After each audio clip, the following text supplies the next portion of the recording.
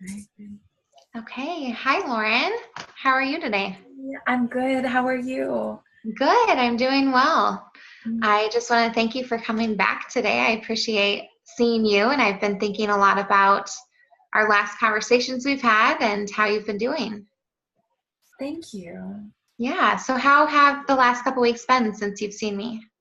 Um, I've been doing a lot of thinking about what we had talked about. Um, specifically about the incident where my nephew hurt himself and my sister won't bring the kids back to the house. And then after last session, I was also thinking about how Sean won't is not spending a lot more time at the house. And um, I think that I'm really starting to realize that it's a problem. It's not a problem for me to Yeah. live the way that I'm living, but it's posing a problem for people in my life, and I don't like that. Yeah. That's not a good feeling to know that something that you're doing or just have is impacting others in a negative way. Hmm. Yeah. So, thinking about your relationship with your husband, since you've been thinking about that, I know tomorrow's Valentine's Day. Do you guys have Yeah. some sort of plans or anything to do? No, we haven't talked about it, but maybe he'll surprise me. I don't know. Yeah. I hope so.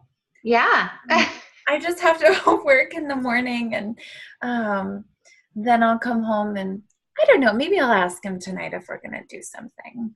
Yeah. We typically do something, although like we've been together for a long time. I think 8 years. Um, and so I feel like every Valentine's Day it's like a little bit less and less like not exciting, but we don't go as big. Yeah. That's fair. I think that's fair. I think me and my husband are the same way. At some point, you just feel like it's a holiday and you're happy to be together and celebrate it, but you don't have to do everything that you did when you first started dating. Yeah, that's right. I at least hope that he doesn't go to the bar or something for a really long time. Like, hope that he comes home while I'm still awake. Do you think he would do that tomorrow?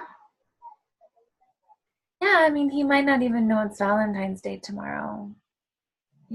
Like maybe that's why I was thinking I should probably say something to him tonight. Because I Yeah. think it would be sad. Like, I don't really care that much about holidays, but I mean, I guess maybe I do because I think I would be sad if tomorrow then he just did what he does every single night. And maybe if he doesn't, like we talked about last time, maybe if he doesn't want to be at the house, maybe we can go somewhere Yeah. for dinner. Yeah, I think that it doesn't hurt to bring it up, and it doesn't hurt to say, I want to spend time with you, and see him reciprocate that. So you mentioned that he's been at the bar every single night, is how you worded it. Has it been that frequently that he's there in the evening? Yeah, yeah, it is. I think like at first when I started seeing you, I was like, oh, sometimes he does that. But then I started paying attention to it and I was like, he does it every single night. Or if he's like, no, maybe not at the bar, he'll be at one of his buddies' houses. And then like their wives and their family are there and they'll like make food. And, he doesn't always say like, oh, like come join us or whatever. But like, Mhm. I know that if I were like, oh, I want to come, that he would say I could come. I don't know. Yeah, but he's not like inviting you to be with him when he Yeah. does those things. Yeah.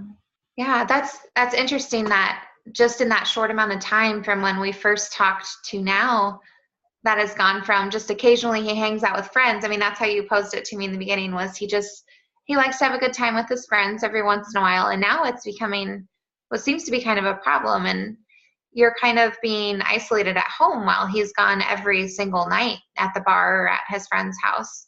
Yeah. Probably feels pretty awful. Yeah, it does feel awful. I started like, I don't know. I think that I was thinking, it's like when you open a door and light shines in. right, like our session was almost like that door where the light shined in, and then you just keep opening the door, and then you just see all the light. Like that's how I felt. That's how I felt with him and like what he does, because like he really, I don't know if it's me he's avoiding, but it's definitely the house that it's avoiding. He has made that very clear, right? That's the reason why I came to see you in the first place. So Yeah. that I need help. Yeah, that I need to get help because the house is out of control and he's not going to live there and he's not going to be with me if it continues to be like that.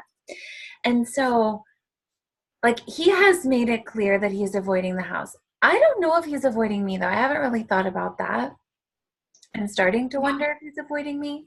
But anyways, I think now I don't know. Now I just see it a little clearer. I Yeah. don't like it. I It think, feels bad. well, I think that it's important to communicate with him about that. You know, last time you left the session, we kind of talked about you and your husband communicating, and I'm wondering if you've communicated about that, like that you've kind of made that connection as to him being out because of the house. Has that been a conversation between you guys? No, I didn't even do it because I hardly have seen him this week.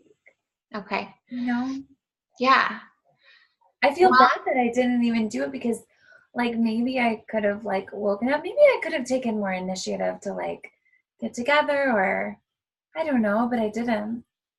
yeah, I think that maybe, I don't know if it needs to be tonight or tomorrow night, but the timing of Valentine's Day might be a good time to just kind of have that conversation with him and talk about if the house is what the problem is, or if it's that he doesn't want to, be out with you, or kind of have that communication between the two of you, because I think that's just as important as you coming to me to clean out the house. You also need to talk with him because, your relationship is very important to you, and that's why you're here. So Yeah, I that's think if you true. feel like talking to him about that, that would be something to bring up.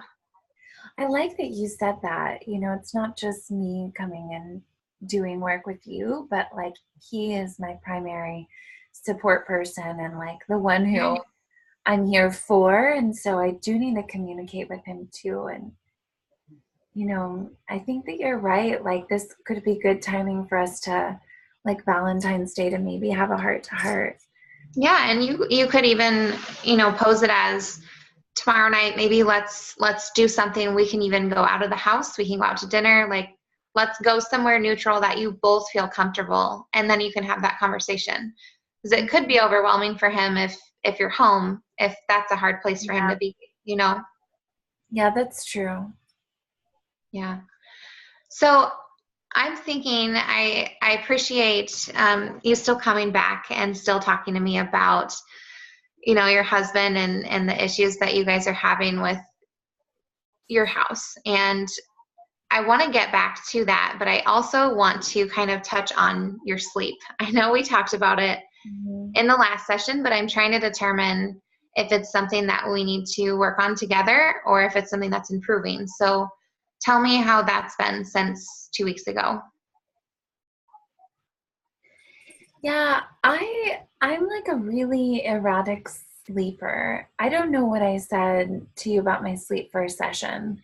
I think I said a lot of stuff because I was feeling overwhelmed, but like I don't know if I told you that sometimes I'll have nightmares and I'll wake Okay. up and I'll feel like really like panicky. Um it is hard for me to go to sleep and it's hard for me to stay asleep. Um I appreciate that my job I can kind of like it's flexible. I can go in later if I want to, but Yeah. um, I it's not very nice because I am waking up like if it's not a nightmare, like I'm waking up with some kind of panic, you know? So what do you feel like your nightmares are something that is like something that could happen in real life? Are you having nightmares like that, or is it something that's just completely irrational? Like, what kind of nightmares are you having? No, I think that it's actually kind of crazy because they're all nightmares having to do with like members of my family. I told you a little bit about my my upbringing and it was very chaotic growing up. And so sometimes I have dreams about individual members of the family and like saying things to me, or like, they're not violent or, that kind of scary, but they're just like mean. Yeah, they're uncomfortable enough to wake you up at night. Yeah, exactly. Okay, so if you had to rate like your quality of sleep overall to me on a scale of 1 to 10, 10 being I'm having the best sleep I could have, I'm comfortable with how much I'm getting, and 1 being I'm absolutely having the worst sleep ever, where would you kind of rate where you're at right now? I think I would say like a 4 or a 5, Okay. because I have slept worse in my life, so I know that it can get worse. Yeah. But I don't think I have ever slept like a little, people say like sleep like a baby. I don't know what that is like. Yeah. I've never had that before, but I think I'm like somewhere on like the low to middle and like 4 or 5. Okay. So that brings me around to what I was hoping to just kind of present to you today in our session, is that along with our other goals of sorting through your house and the communication between you and your husband, I think I want to add a sleeping goal for you to improve your sleep. And maybe that's not all the way to 10, but maybe closer to a 7, or maybe even sometimes a 10 but sometimes a 7, but just something where on that upper half of the rating You can scale. make me sleep better. That's, I would like to. I think that that's a good goal for us to work on too. So if you're okay with that, I'll Yeah, of kind of course. dig deeper into that in our future sessions too. And we'll just check in every once in a while too to see where that number's at. And hopefully over the next few months, we can kind of bring that up a bit. Yeah, I like that. I never really saw it as like, I never really like thought like I need help sleeping. Do you know what I mean? Like it's Yeah. like normal. It's like normal to me to be like that. And so I'm excited. Like that's why I was like, wait, you can help me sleep? Because I never really like thought about it. But I think that would be great.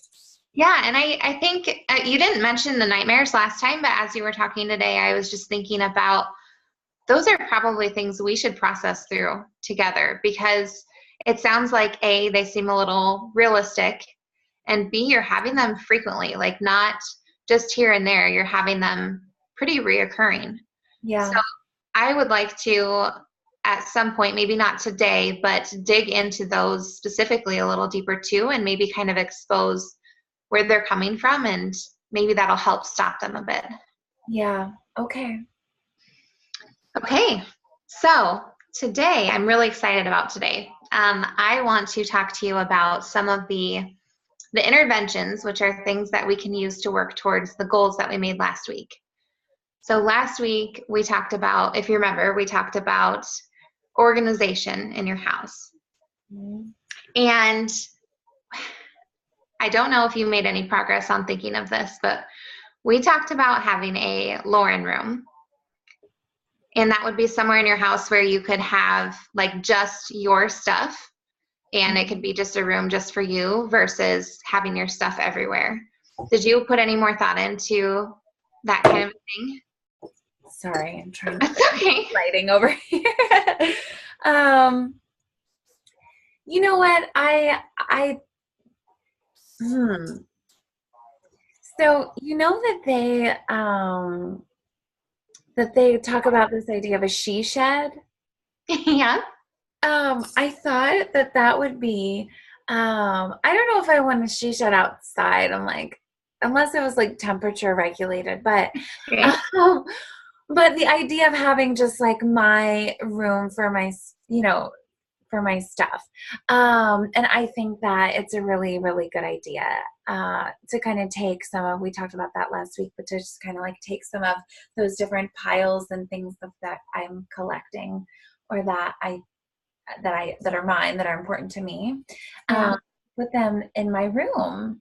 I think it's a good idea. And I think like if I clean up this back room that we've been using for storage, we do have a shed, but again, it's not temperature regulated. So I was thinking about this one room downstairs that's for storage. Now, we need to talk with Sean and figure out like where some of that stuff can go, because it's not all my stuff. It's also some of his Yeah.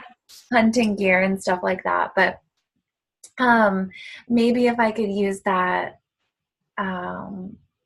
room to kind of put my piles in, maybe Sean would be happy to help clear out some of his stuff too. Yeah, I think that that's a great idea. And when I'm visualizing you having a Lauren room, I'm thinking it needs to be comfortable in a place that you enjoy being in. And it also doesn't mean that your entire house has to be clear. So we might want to start with just thinking of, these are the top priority things for Lauren that need to go in the room. And then kind of just start clearing off main living spaces like your living room or your kitchen. And then we can go more in depth with other things in your house too, if that seems like a good idea. Okay. Yeah. So one of the things that I think we might touch a little bit today, but I want to kind of dig into it a little bit deeper over the next few sessions, is talking about exposure therapy. So I don't know if you've heard of exposure therapy. A lot of people have, and they seem a little scared of it at first. Have you heard about exposure therapy before? Well, no, but just the word exposure therapy does sound scary. Okay, no, that's okay. I just wanted to know if you had any, preconceived notions of what it is, and wanted to talk to you a little bit about what that does. So the reason I'm thinking of using exposure therapy in our sessions is because it's a way to help kind of retrain your brain to fix some of the behaviors that you have. And for example of an exposure therapy would be like if you go to a pool and the water is freezing cold and you jump in and it's really, really cold at the beginning, but then it warms up a bit. Maybe it doesn't warm up, but you get used to the cold, right? Yeah. So you get used to it and you're comfortable. And if you were, like, let's say a girl from the country and you go move to the city and you try to sleep, but you're frustrated by all the noise. And after a few days of living there, you're like, oh, okay, I can get used to this. And it becomes kind of something that you don't even realize anymore. Those are both examples of having that exposure and then no longer having a stimulus to it. So you don't have a negative response. Mm-hmm. So my plan with you is to make it so when we or you go through your things, you no longer have that negative response to it. So I'm thinking of that box that we talked about last time, that maybe we start going through some things and we start throwing out maybe one thing at a time, and then eventually we'll throw the whole box. And your reaction to it will just feel less overwhelming. So it might feel a little anxiety provoking for the first bit of it, but then as you start throwing more and more away, hopefully you will no longer have that anxiety, distress feeling.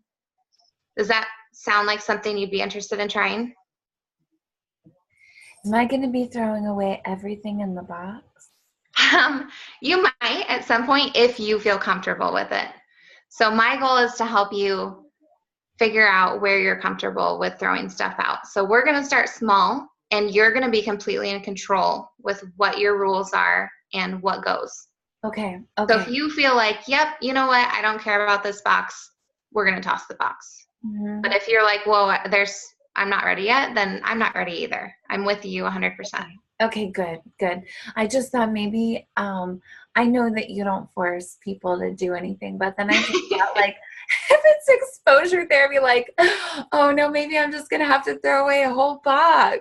Yeah, no, I'm not going to make you throw it away, but I am going to present you with more and more things. So what I'm thinking with our exposure therapy is I might actually come into your home if you would let me come there. This is going to be a little embarrassing.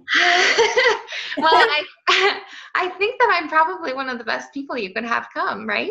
I mean, you've already had me visualize it in my head. So no, I think that we could start small in the office with our box, but then maybe we could work towards the house and kind of go through more and more things at a time as you feel comfortable with it. Does that sound fair? Yeah, that's fair. Okay, so I know last time we talked about some skills training of how to categorize and organize and come up with some rules for your things. And we were going to kind of work on that in today's session. So I think the best way to do that is to have you just think of something or pick up something that you would have a hard time getting rid of. And let's talk about the reasons that would qualify it to stay. So I want to make a list, and I can write it down. I just want to start making a list of reasons why things would need to stay. Okay. So let's think of something. Mail. I know we started with mail last time, and that was kind of an easy thing to categorize. So if you want to start easy, we could start there. Okay. Okay. Okay. So let's start with mail. What would make you need to keep your mail? Okay, well, sometimes there's like promotions that they give for the local restaurants here where we live within walking distance of a few restaurants. Yeah. And sometimes they give promotions or coupons and stuff like that, or free delivery with the coupon. And so I just keep those. So things that could save you money? Yeah, exactly. Okay. What else? I also get EOBs from the insurance, which Those are important. I know Shauna's like, those are online. You don't need to keep the hard copy, but I think you can't really trust online sometimes, like it's important for me to keep the EOB. But I know Shauna's like, you have them since like 7 or 8 years ago, which is true. And like, I have never needed an EOB. I've never needed to look at it. I was going to ask you if you've had to use your paper copy before. You haven't had to? No, only one time I had an employer who they were doing like the flex card, and so like money would go on the flex card anyways, and I would need to like submit the EOB. But I don't have that situation anymore. I don't have a flex card with my employer anymore. So I don't need to do the EOBs for that. So yeah, I don't know. I just keep those. You said you keep them, I mean, just as old as they are, right? You've got them up to 8 years old in your house, or about 8 years old. Do you think that you could make a cutoff of like how many years old, if it's an EOB, then it stays? And if it's older than that, it's probably okay to discard? Like, do you feel like there'd be a comfortable year number, like maybe 2 years or something like that? Yeah, that's a really good idea. Like they don't keep medical records forever anyways. Usually it's a year on file, and then they turn you inactive if they haven't had any business from you. So you could do 2 to be safe with that. Yeah, that's true. Okay, all right. Okay. Maybe maybe I can try 2 years. Okay. We can start with 3 if you'd rather, but if you're saying 2, I'm going to go with 2. I think let's do 2. Okay. Why not? And where are you putting your EOBs? Like, do you have them organized somewhere? No, they're just in the envelope in a box. So if you needed to find one, how would you find it? I just have to go through the box. Lauren. This is not going to be an easy task. My anxiety is going like this. I know. Okay. So we're going to stick with mail for today. We're not going to get any further than that. Okay. And we're going to set our rules, and then I will help you go through it. Okay. Okay. So You're gonna be with me, actually. Can I what? Yeah. You're going to be with me in my house going through. I will, and I'll be like, Lauren, this EOB is 7 years old. We said 2. Is that okay? And you'll say, yep, 2 is okay on the list, and I'll put it in the pile. Okay. Does that sound okay? Yeah, that sounds good. Okay, so it sounds like the EOB process is kind of overwhelming you. So let's move on to another criteria for keeping mail. So what other mail would you keep? So I still get, I'm not on like paperless from my bank. And so I get a statement every month, and Sean is like, why are you getting statements every month? Because it's online. But still, I feel like, what if I need it, like when we were buying the house, like you have to present like bank statements, and Mm-hmm. well, maybe this is kind of irrational because Sean was like, you can print it off if you need it. He gets annoyed with me. Um, and I agree, but like maybe I'm just like old school, like I just like a paper copy,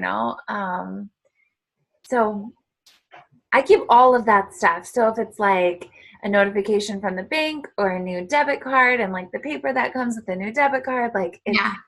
I keep all of the bank stuff. So that sounds to me like something that you could, if you wanted to, put a rule on it like you did with the EOBs. Whereas if it's a certain, year old, then we toss it. Or if you really feel like your bank stuff is something that you need to keep, let's organize it. So if it's something that's for your house or something for your car, we'll put it in a folder that says house or car. So it's easy to get to if you need it. Okay, And yeah. then if it's something that, like you said with the debit card, if you get a new debit card and it's just the piece of paper on it that says, here's your new debit card, maybe that's not something that you need to put in a folder. Yeah, I guess I would probably not really need that. So do you want me to write down that you would prefer to organize anything from the bank, or you would like to get rid of it after X amount of years? What rule do you want to make? I like that you asked me about it. Maybe let's have the same rule with okay. Well, first with you, I would like to like log into my bank and make sure that I have all of the statements there for the Okay. last like number of years. And then if Okay. they really are there, then maybe I'll just keep like the most recent 6 months. Because like, Okay. usually, if I needed them for anything, I wouldn't need them past 6 months. Sure. So we'll log into your bank together. I mean, you'll log in, I'll be there. So And we're just going to make sure your statements are there for your peace of mind. And then if they are, 6 months. yes. Okay. Okay. What else?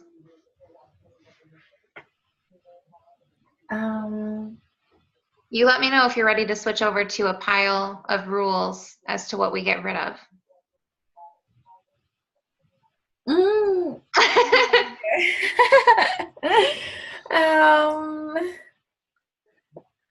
I feel like I keep really important stuff, but so there's the like my retirement stuff, but Okay. again, I'm still on like no, like I'm on the paperless stuff, and then they send me like uh like copies, like I think it is quarterly of like what has gone in or whatever.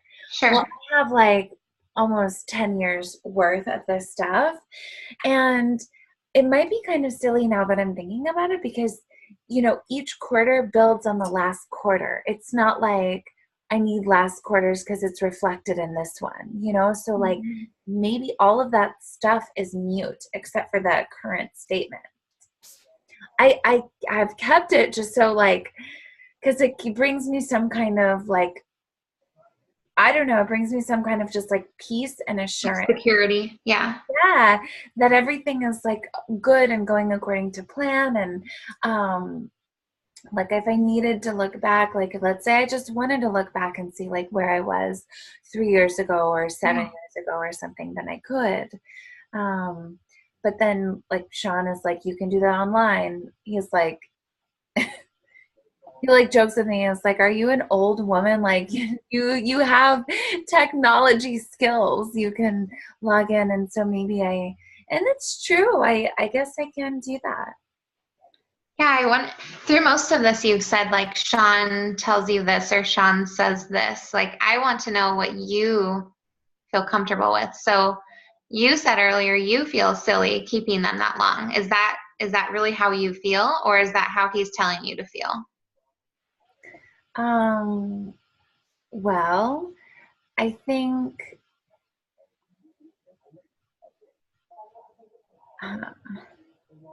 It's a hard question. yeah, it is hard because I listen to him a lot. I care about what he thinks. Yeah. But I think it's like a mixture of both, right? Like the statements are important, but maybe only like maybe I only need like one at the end of the year instead of like all 4 quarters of each year or something, Yeah. Um, if I really did want to like measure my progress, then I still could access it online. Uh, Yeah, absolutely. to Sean's point, but that I do like having the paper copy. That's how I feel most comfortable. Yeah. And so So, maybe his issue is not even with the statements, maybe it's with my lack of organization around it. yeah, I was going to ask if maybe we have these parameters and rules as to what stays and what goes and how we keep it organized. Maybe he'd be happier if, all your mail was in one location with organized tabs. I bet that would make a huge difference where you could still keep Yeah. them, but Yeah. they're not in a box, just, Yeah. Like I could get a filing cabinet. oh yeah, we could get a filing cabinet or two. Yeah. Yeah, that's so true. Okay. Okay, so do you want to make a rule for those where you keep the last at the end of the year one, or what do you want to do for that? Yep. Okay. End of the year retirement statement.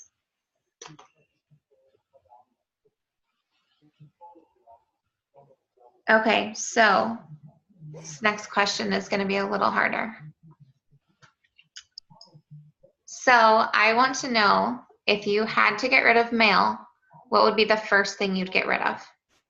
What type of mail, or an example? Um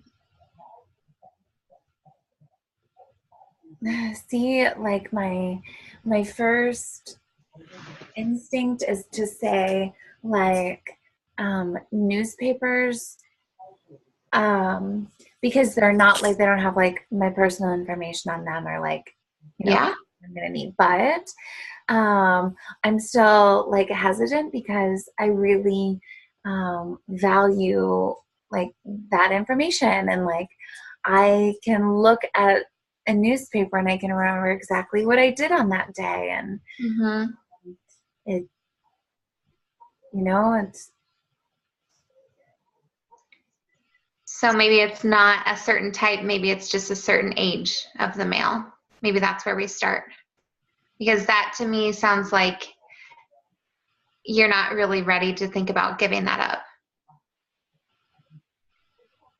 yeah. And so far, the only thing we've really thought of as far as discarding is things that are over a certain amount of time old. And if that's where we're at, that's where we're at. And that's, I'm sure, based off of how much you've told me you've had in your house and how old everything is, that's still a lot that we're going to be going through. You know what I can get rid of? What?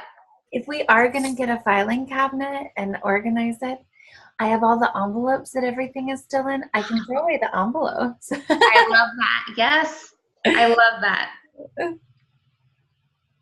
And you know what? If you have everything in an envelope, then you're getting rid of half of your stuff. That's true.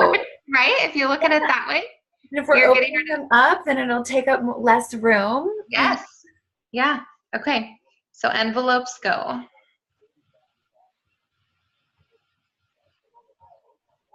Okay. I think that that is a really great start. And I think we're going to stop for there. Okay. But for the next session that you come in, I would like you to bring in some mail. And we're just going to hold it up to our rules that we've created today. And we're going to see where it lines up with that. And if it's something that needs to go, I'll have a shredder in my office. Okay. Okay. Do you feel comfortable with that? Yeah, I can do that. Okay. Good. Good job. I'm really proud of you. You made some great progress. And that's a lot that you're getting rid of just with those few little rules that we made.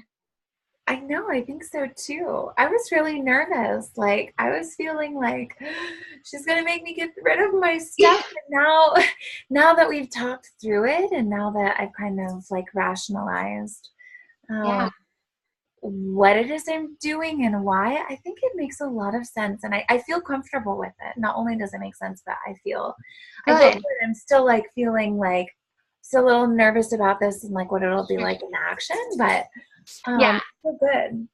And I noticed when we first started talking about it, your body language changed and you kind of avoided eye contact with me a bit. And I know that it was difficult for you to think of, but your demeanor has changed a little bit towards the end, and I applaud you for that. And I feel like you've really accepted your own rules that you're making, and that shows a lot of good hope for our future progress with your house. Yeah, thank you. Yeah. So I'm thinking about the different things that you said about Sean throughout all of that mail conversation, and trying to think about ways that we can work on your communication between the two of you. And if he would be open to, I would be interested in doing a couples therapy with the two of you, in addition to the exposure therapy that we're working on together, just you and me. That way, when he's in there, we can talk through, some of the things that cause you to feel a little uncomfortable, or like the way that you kind of feel isolated. Sometimes we can talk through that in a constructive way. And then he can maybe bring in some insight as to why he feels like he needs to be, I don't know if he's avoiding, like you said, you can't decide if he's avoiding you or if he's avoiding the house. Maybe just coming in and having a safe space to have real constructive conversations would be helpful. Yeah, that makes sense. What do you think he would think about that? I mean, on the one hand, I feel like he is sometimes like an avoidant person. Mm-hmm. Hence avoiding like coming home. Yeah.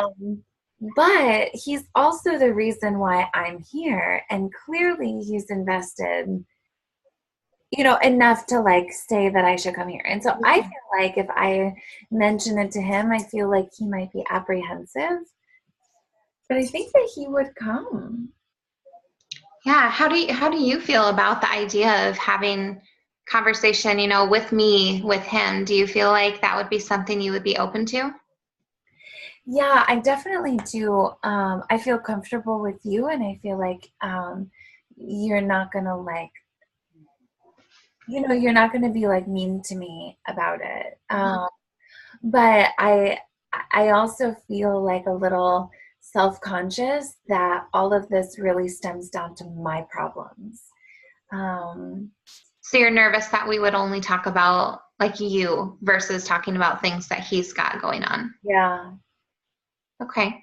That's a valid concern. I think that anybody who comes into couples counseling, especially if you initiate it, it can make you feel a little vulnerable.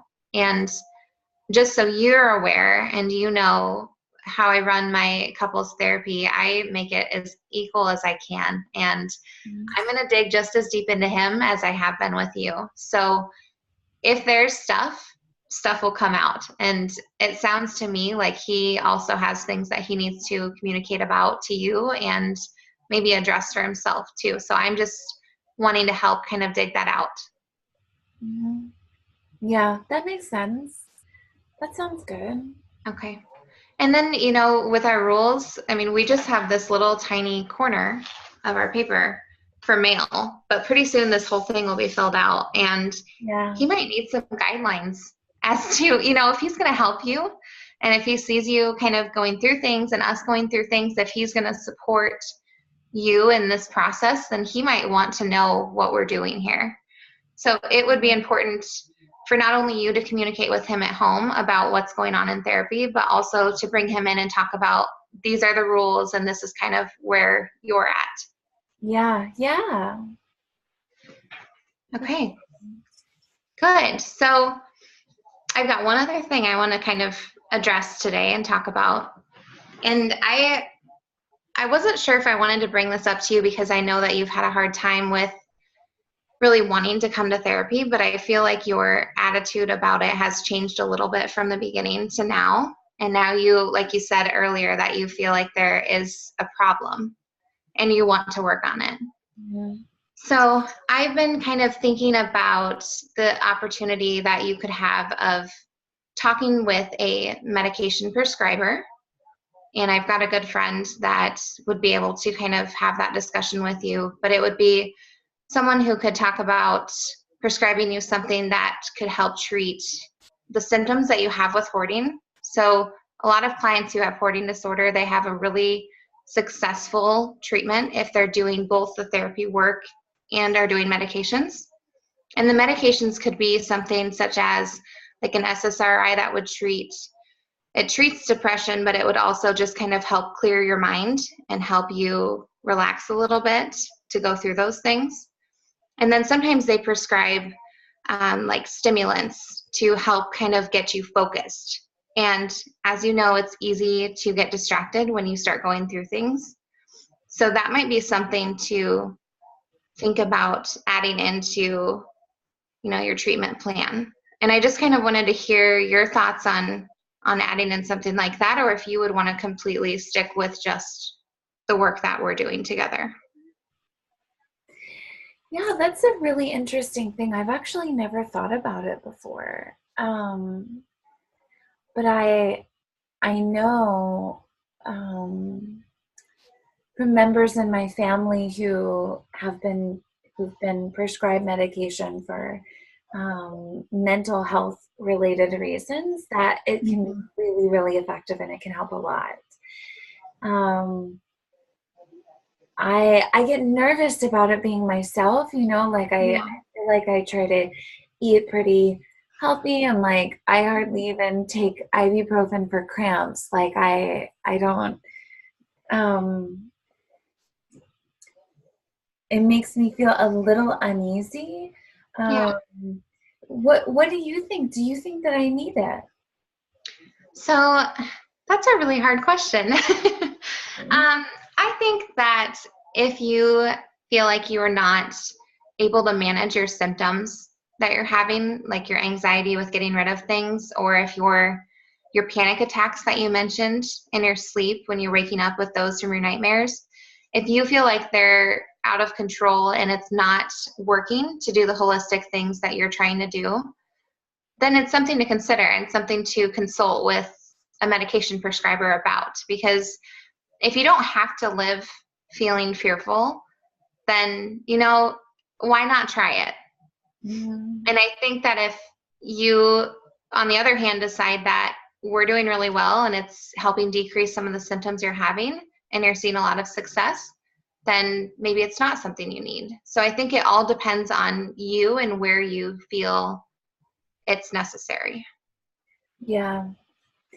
Yeah, no, I appreciate hearing your perspective, because I trust you and because you work with people all the time like me. Yeah. I am nervous to make too many changes too fast, Yeah. I don't really like change, and so I kind of think that maybe it would be good to continue seeing you for a little bit, and then maybe if things aren't getting better for me, then we can talk about it again. Yeah, I think that's completely fine. And I'm really excited with the progress that we can make together. And I think that we're going to get a lot done and you're going to feel a lot of, just better all around about your house and about yourself and about your relationship just through therapy alone.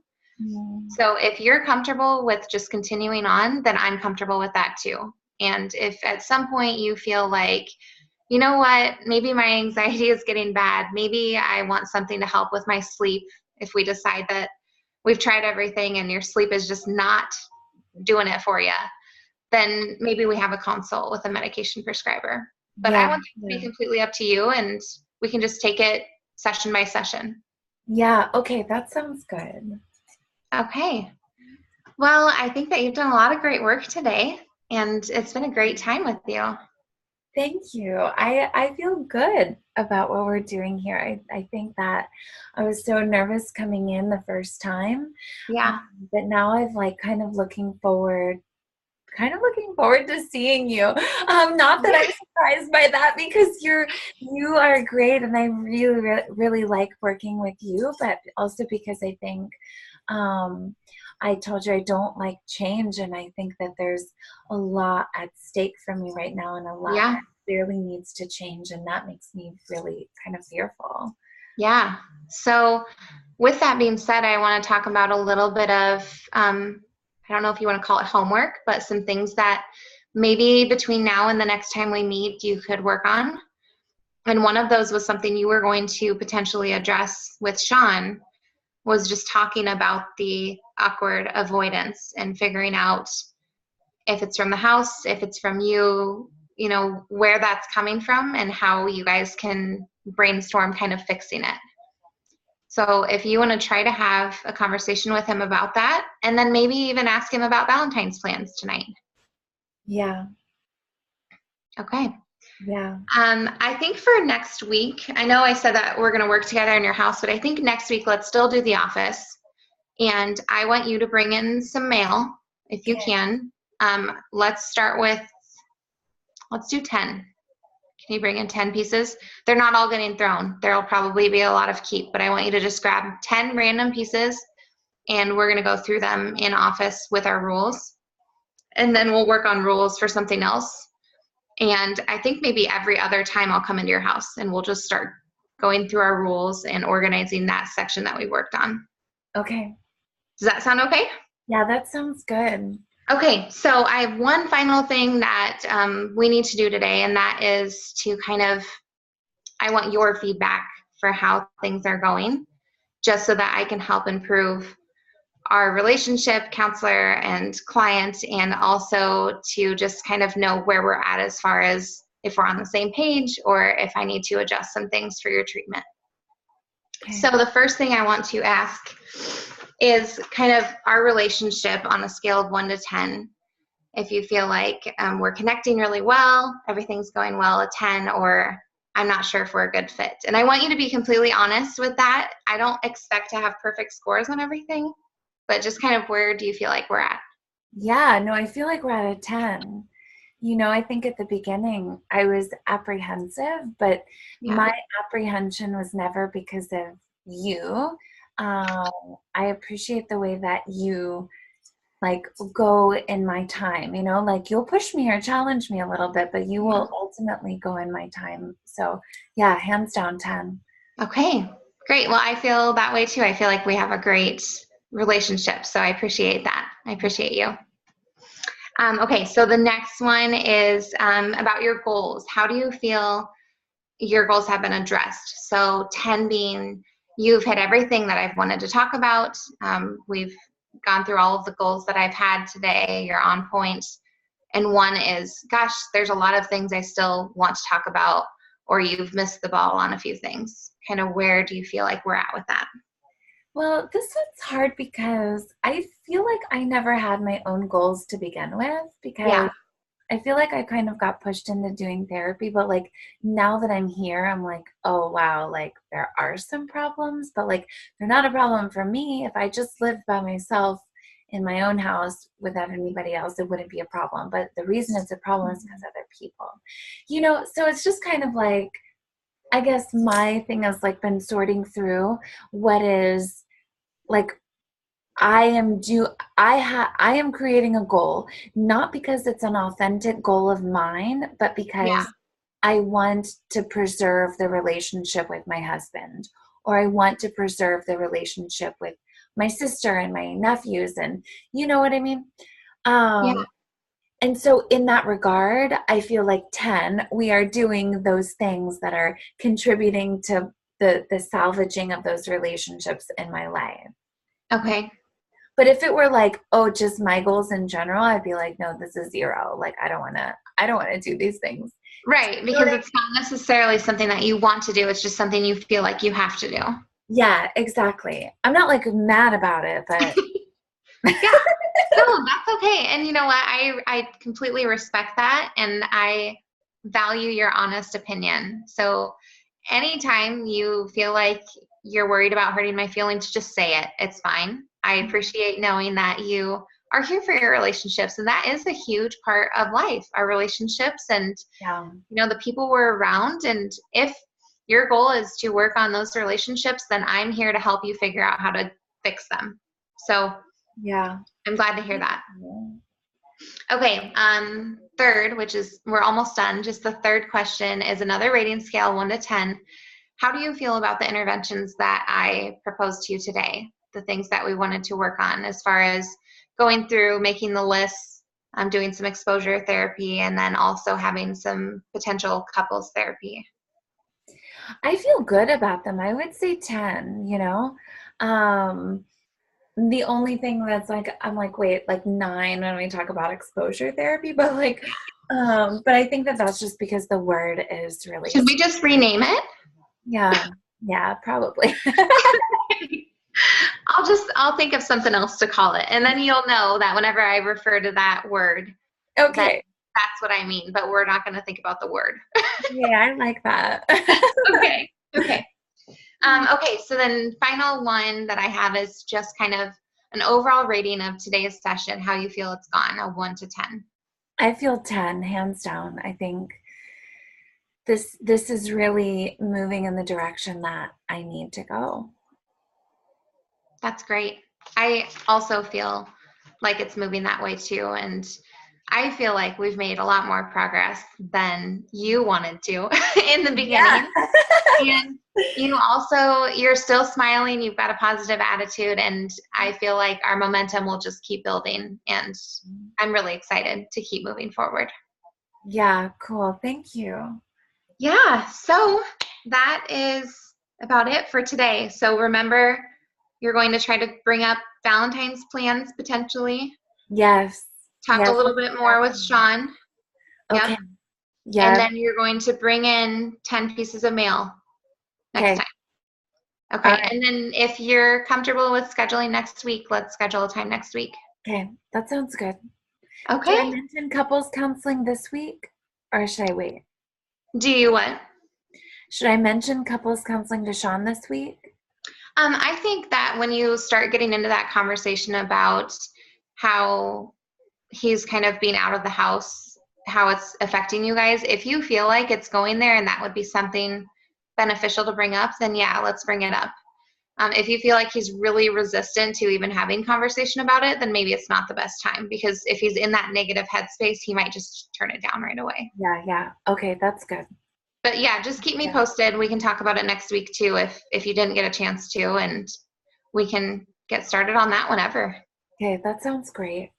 Thank Okay. you, Sarah. Yeah, sounds good. I will see you next week. Have a good evening. Okay, thank you. You too. Thanks. Bye-bye. Bye.